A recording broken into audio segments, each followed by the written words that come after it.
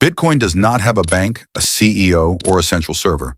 So how does it decide which transactions are real? That is not a small question. Every financial system in history has relied on a trusted institution, a bank, a government, a clearinghouse, to keep the records straight and prevent fraud. Bitcoin has none of that. So what keeps it honest? What stops someone from simply lying about a transaction? The answer is a system called proof of work. It is the mechanism that allows Bitcoin to reach agreement across thousands of computers worldwide, without any central authority calling the shots. In this video, we are going to break it down clearly, step by step. No jargon, no financial advice, just the technology explained. Here is what we will cover today. First, the problem Bitcoin needed to solve was something called double spending.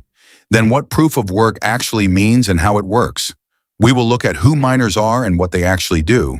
We will explain the mining puzzle, including what hashing is. We will cover how difficulty adjusts automatically, and we will look honestly at both the benefits and the criticisms of the system. By the end, you will have a clear mental model of how Bitcoin achieves security in agreement without any central authority. The problem Bitcoin needed to solve.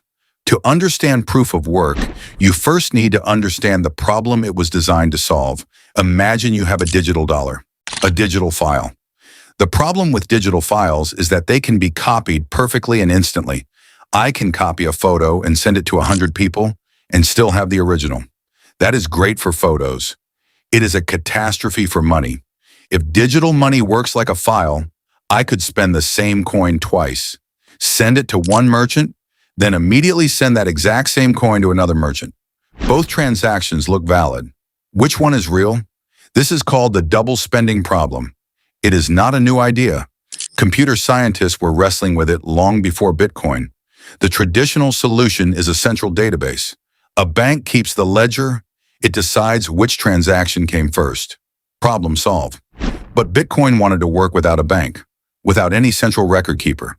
That meant it needed a completely different solution, a way for thousands of independent computers, none of them in charge, to agree on the correct version of history. What is proof of work? Proof of work is a system where, before anyone can add a new page of transactions to Bitcoin's ledger, they must first prove that they did a large amount of computational work.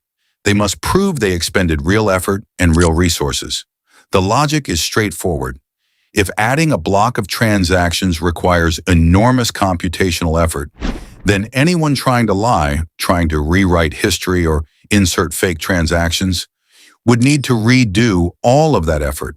That makes fraud extraordinarily expensive. Solving the puzzle takes serious work, but once someone presents a solution, anyone can verify it in seconds. The verification is nearly instant. The solving is not. That asymmetry, hard to produce, easy to check, is what makes proof of work so powerful as a trust mechanism. Who are miners? The participants who perform this computational work are called miners. Miners are not a special class of people appointed by anyone. Anyone with the right hardware and electricity can become a miner. They are participants in the Bitcoin network who compete to be the first to solve each computational puzzle.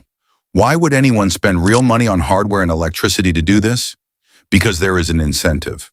When a miner successfully adds a valid block of transactions to the blockchain, they receive a reward, newly created Bitcoin, plus any transaction fees included in that block.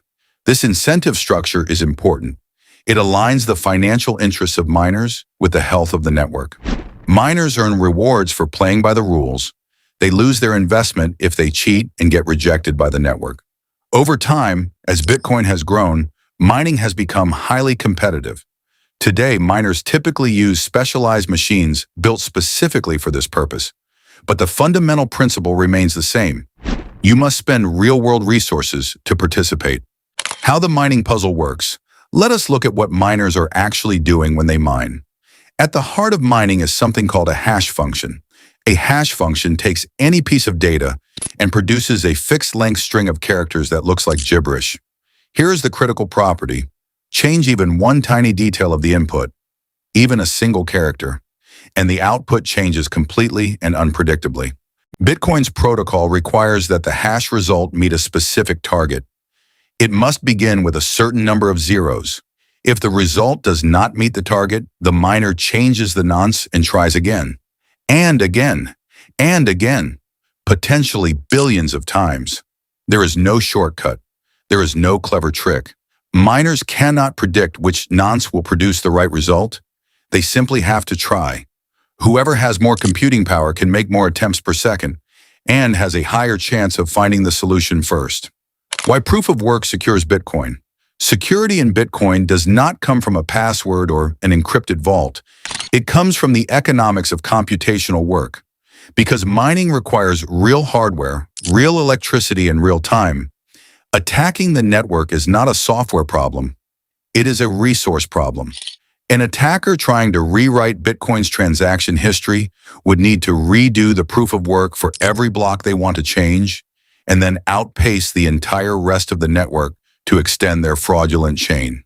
This is sometimes called a 51% attack. If an attacker controlled more than half of Bitcoin's total computing power, they could theoretically reorganize recent transactions. In practice, the cost of acquiring that much computing power, purchasing or renting hardware and paying for electricity, would be astronomical. Difficulty. Adjustment. Bitcoin has a target of producing a new block approximately every 10 minutes. But the number of miners on the network changes constantly. Some join, some leave, hardware improves. How does Bitcoin maintain that steady 10-minute rhythm? The answer is automatic difficulty adjustment. Every 2016 blocks, roughly every 2 weeks, Bitcoin's protocol looks at how long those blocks actually took. If they were found too quickly, meaning more computing power has joined the network, the puzzle gets harder. If blocks were found too slowly, meaning computing power has left, the puzzle gets easier. No one decides this. No committee votes on it. The adjustment is built into Bitcoin's code and happens automatically. It is a self-correcting mechanism that keeps the network stable regardless of how much or how little computing power is dedicated to mining at any given moment. Criticisms of proof of work. Proof of work also has real criticisms that deserve honest attention. Energy consumption. Mining at scale consumes very large amounts of electricity. The scale of energy use generates significant debate about its environmental impact. Different analysts reach different conclusions depending on what energy sources are counted and how comparisons are framed. This remains an active and unresolved discussion. Hardware costs and accessibility. Competitive mining today requires significant capital investment in specialized equipment.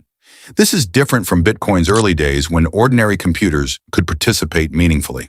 Alternative approaches. Other blockchain systems have developed alternative consensus mechanisms, such as proof of stake, which aim to achieve similar security guarantees with different trade-offs. The comparison between these approaches involves genuine technical and philosophical disagreements, and reasonable people hold different views. These are real concerns. They do not have simple resolutions, and presenting them honestly is more useful than dismissing them.